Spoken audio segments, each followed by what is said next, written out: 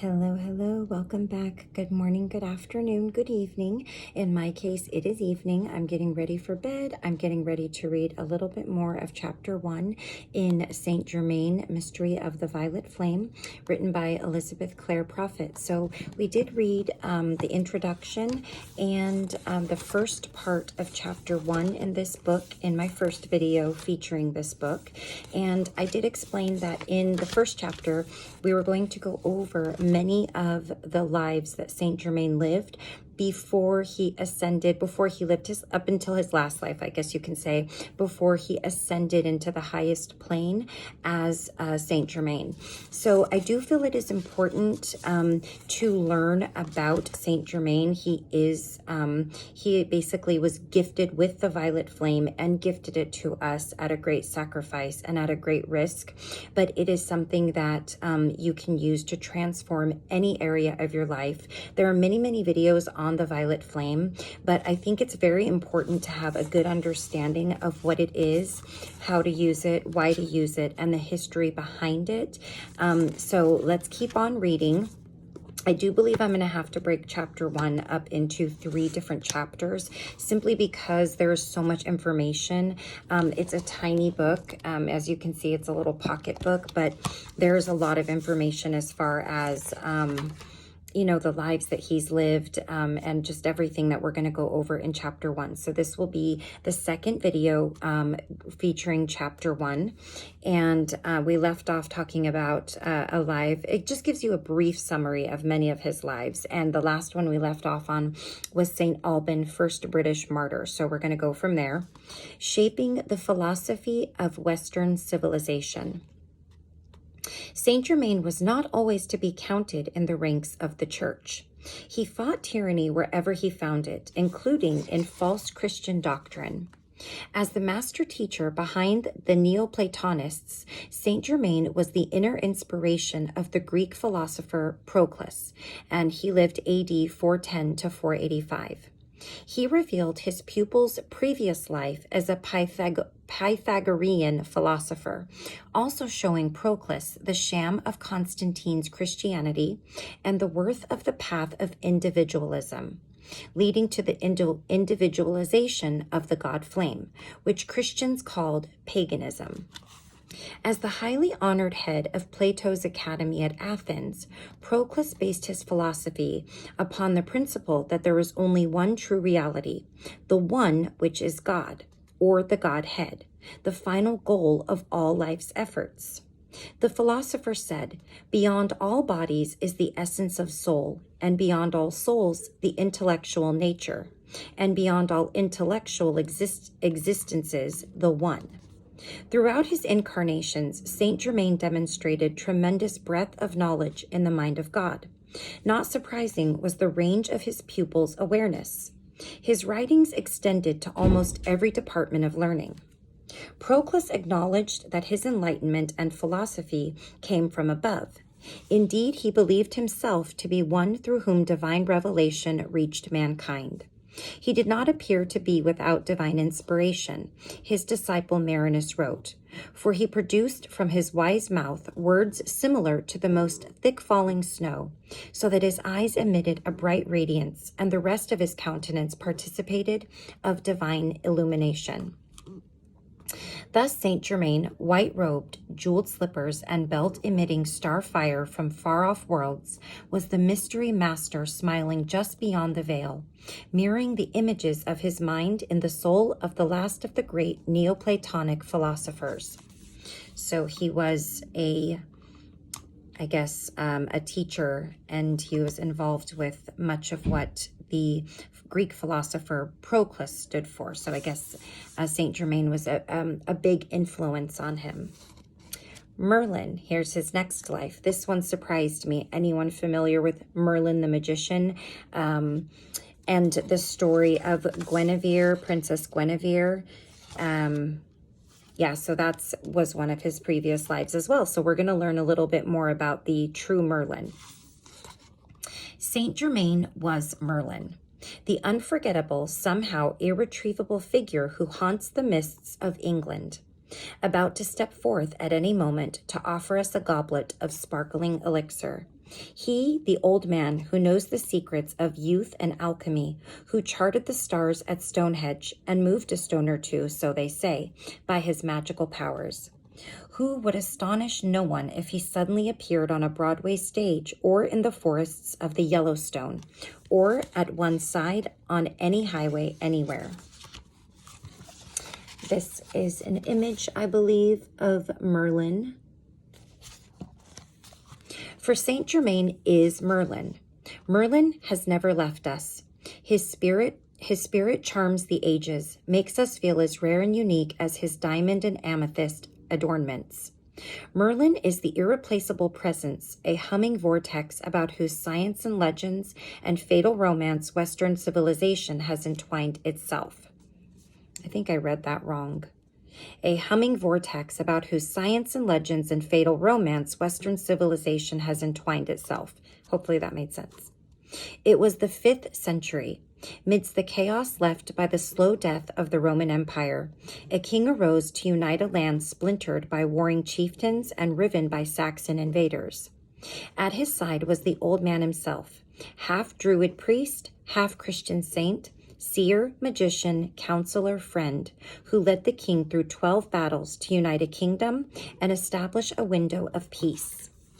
At some point, the spirit of Merlin went through a catharsis. The scene was one of fierce battle, the legend says. As he witnessed the carnage, a madness came upon him, of seeing all at once, past, present, and future, so peculiar to the lineage of the prophets. He fled to the forest to live as a wild man, and one day, as he sat under a tree, he began to utter prophecies concerning the future of Wales. I was taken out of my true self, he said. I was a spirit and knew the history of people long past and could foretell the future. I knew then the secrets of nature, bird flight, star wanderings, and the way fish glide. Both his prophetic utterances and his magical powers served one end, the making of a united kingdom of the tribes of the old Britons. His pervasiveness is recalled in an early Celtic name for Britain, Clas Merden, which means Merlin's enclosure. By advising and assisting Arthur in establishing his kingship, Merlin sought to make of Britain a fortress against ignorance and superstition, where Christ's achievement could flower and devotion to the one could prosper in the quest for the Holy Grail. His efforts on this soil were to bear fruit in the 19th century, as the British Isles became the place where individual initiative and industry could thrive as never before in 12,000 years. But even as Camelot, the rose of England, budded and bloomed, nightshade was twining about its roots. Witchcraft, intrigue, and treachery destroyed Camelot, not the love of Lancelot and Guinevere, as Sir Thomas Malory's misogynistic depiction suggests. Alas, the myth he sowed has obscured the real culprits these long centuries. I think a lot of people are familiar with the story of Lancelot and Guinevere. It was the king's bastard son Modred by his half-sister Margauzy, who with Morgana le Fay and a circle of like sorceresses and black knights, set out to steal the crown, imprison the queen, and destroy for a time the bonds of a love that such as these, of the left-handed path, had never known nor could, a reality all of their willing, warring, and enchantments could not touch. Thus it was with a heavy heart and the spirit of a prophet who has seen visions of tragedy and desolation, fleeting joys and the piercing anguish of karmic retribution endlessly outplayed, that Merlin entered the scene of his own denouement, to be tied up in spells of his own telling by silly cunning Vivian and sleep. To err is human, but to pine for the twin flame that is not there is the lot of many. An errant king or lonely prophet who perhaps should have disappeared into the mists rather than suffer sad ignominy for his people. And on to his next life as Roger Bacon. He's carried some similar names in his life, you'll notice. Some say he still sleeps, but they grossly underestimate the resilient spirit of the wise man. He returned in the 13th century England disguised as Roger Bacon, and it's said here circa 1214 to 1294. Re-enter Merlin, scientist, philosopher, monk, alchemist, and prophet, to forward his mission of laying the scientific moorings for the age of Aquarius his soul should one day sponsor. However, just as St Germain tells us today in his St Germain on alchemy, that miracles are wrought by the precise application of universal laws, so Roger Bacon meant his prophecies to demonstrate that flying machines and magical apparatus were products of the employment of natural law, which men would figure out in time. For whence did Bacon believe he derived his amazing awareness? True knowledge stems not from the authority of others, nor from a blind allegiance to antiquated dogmas, he said. Two of his biographers write that he believed knowledge is a highly personal experience, a light that is communicated only to the innermost privacy of the individual through the impartial channels of all knowledge and of all thought. And so Bacon, who had been a lecturer at Oxford and the University of Paris, determined to separate himself and his thoughts from the posing and postulating residents of academia. He would seek and find his science in his religion. Entering the Franciscan order of Friars Minor, he said, "I will conduct my experiments on the magnetic forces of the lodestone at the self-same shrine where my fellow scientist, St. Francis, performed his experiments on the magnetic forces of love." But the friar's scientific and philosophical worldview, his bold attacks on the theologians of his day, and his study of alchemy, astrology, and magic led to the charges of heresies and novelties, for which he was imprisoned in 1278 by his fellow Franciscans. They kept him in solitary confinement for 14 years, releasing him only shortly before his death. Although the clock of this life was run out, his body broken, he knew that his efforts would not be without impact on the future. The following prophecy that he gave his students shows the grand and revolutionary ideals of the indomitable spirit of this living flame of freedom, the immortal spokesman for our scientific, religious, and political liberties. Okay, so this is what he says here. "I believe that humanity shall accept as an axiom for its conduct the principle for which I have laid down my life, the right to investigate. It is the credo of free men, this opportunity to try, this privilege to err, this courage to experiment anew. We scientists of the human spirit shall experiment, ever experiment. Through centuries of trial and error, through agonies of research, let us experiment with laws and customs, with money systems and governments, until we chart the one true course, until we find the majesty of our prophet orbit as the planets above have found theirs. And then at last we shall move all together in the harmony of our spheres under the great impulse of a single reaction. One unity, one system, one design." All right.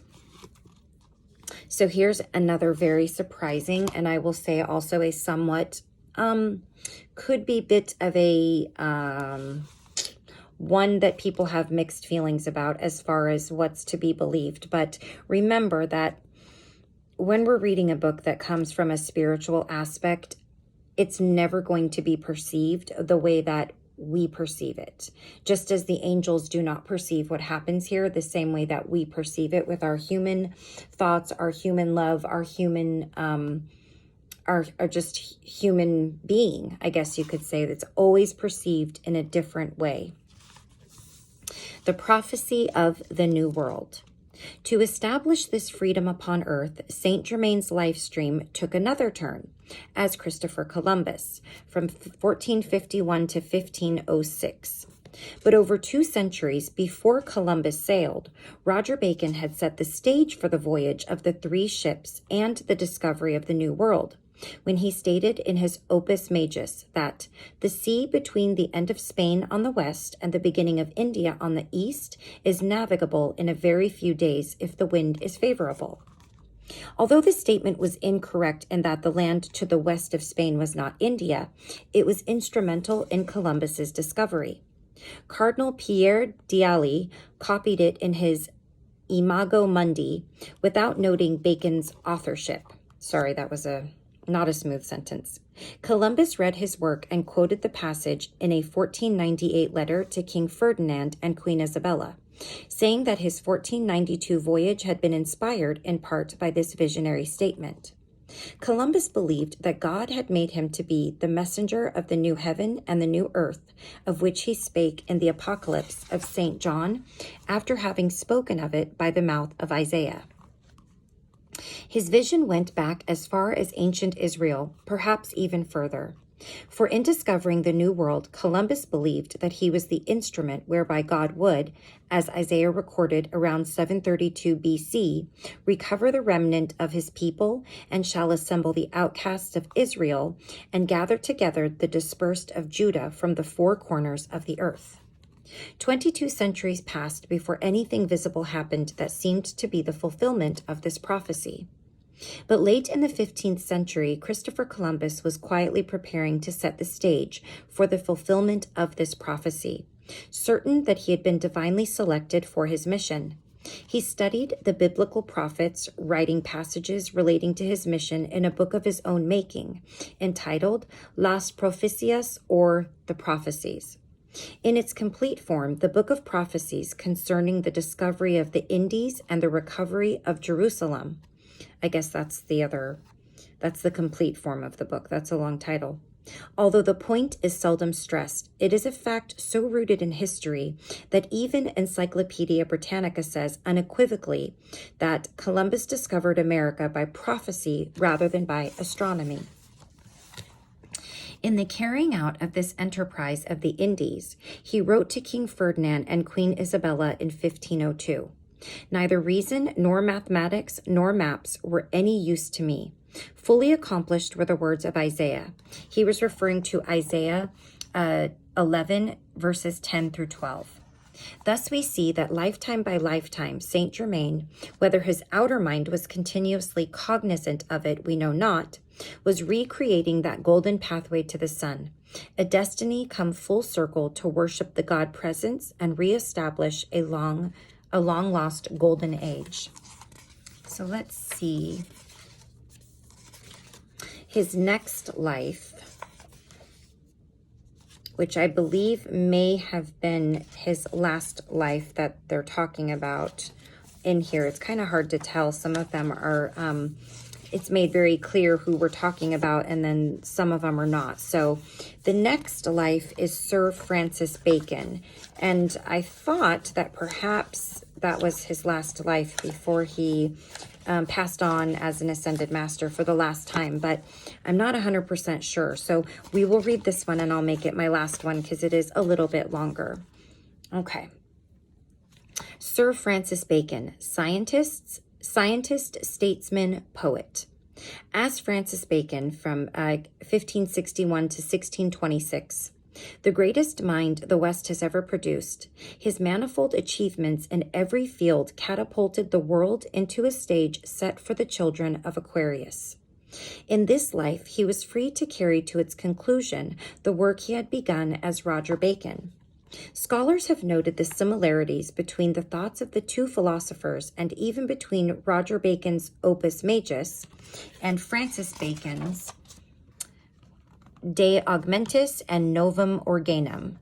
This is made even more astounding by the fact that Roger's opus was never published in his lifetime, fell into oblivion, and not until 113 years after Francis's Novum Organum and 110 years after his De Augmentis did it appear in print. So even in different lives, it seems they carried very similar I guess you could say interests and obviously the same mission, although reading it's quite surprising, you know, I guess the different lives and the stories and how it's leading to the final life, I guess you could say. The unsurpassed wit of this immortal soul, this philosopher king, this priest scientist, might easily have kept its humor with the stubborn motto drawn from tyrants, tortures, and tragedy. If they beat you in one life, come back and beat them in the next.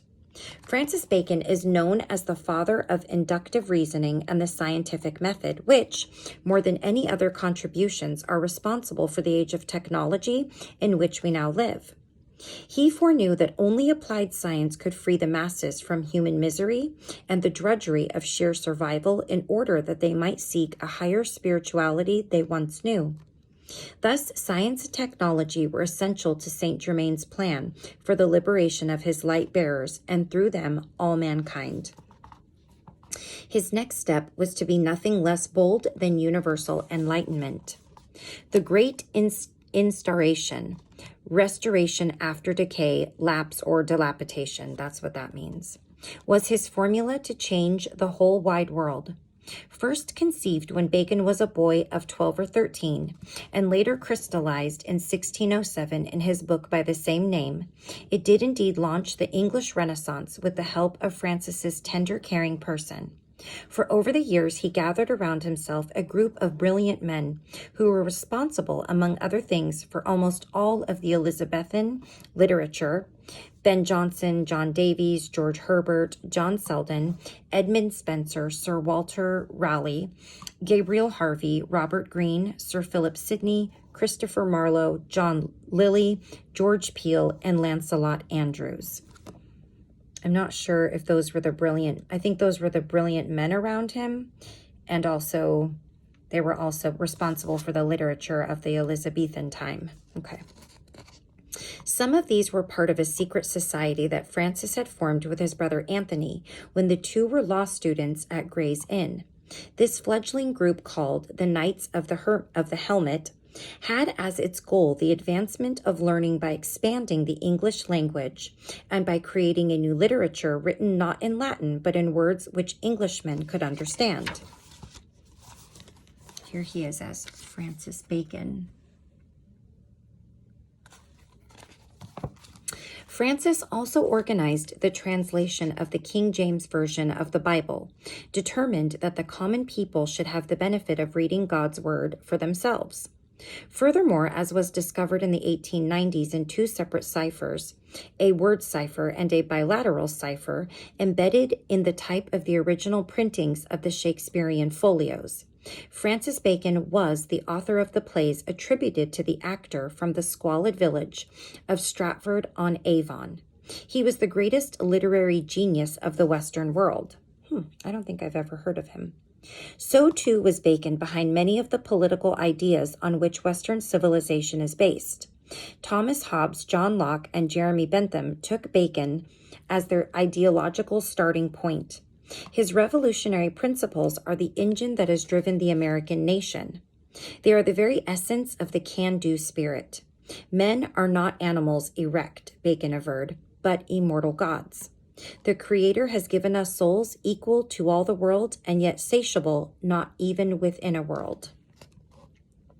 Francis Bacon also continued the task he had begun as Christopher Columbus, promoting the colonization of the New World, for he knew that it was there that his ideas could take deepest root and come to fullest flower. He convinced James I to charter Newfoundland and was an officer in the Virginia Company, which sponsored the settlement of Jamestown, England's first permanent colony in America. And he founded Freemasonry, dedicated to the freedom and enlightenment of mankind, whose members played a large part in founding the new nation. Yet he could have been an even greater boon to England and the whole world had he been allowed to fulfill his destiny. The same ciphers that run throughout the Shakespearean plays also run through Francis Bacon's own works, and those of many of his circle of friends. Wait, I lost my place here. Both ciphers contain his true life story, the musings of his soul, and anything he wished to bequeath to future generations, but could not publish openly for fear of the Queen. Its secrets reveal that he should have been Francis I, King of England. He was the son of Queen Elizabeth I and Robert Dudley, Lord Leicester, born 4 months after a secret wedding ceremony. But she, wishing to retain her virgin queen status and afraid that if she acknowledged her marriage, she must give power to the ambitious Leicester, also lest the people prefer her male heir to herself and demand the queen's premature withdrawal from the throne, refused to allow Francis, on pain of death, to assume his true identity. Wow. The queen kept him dangling all his life, never giving him public office, never proclaiming him her son, never allowing him to fulfill his goals for England. No, she would not allow her son to bring in the golden age of Britannia that was meant to be, but never was. What cruel fate, a queen mother unbending, contemptuous before her golden age prince. He was raised the foster son of Sir Nicholas and Lady Anne Bacon, and at age 15 heard the truth of his birth from his own mother's lips in the same breath with which she barred him forever from the succession. In one night his world was in a shambles. Like young Hamlet, he pondered over and over the question, to be or not to be. That was his question. In the end, he determined not to rebel against his mother, or later, against her ill-fitted successor, James I.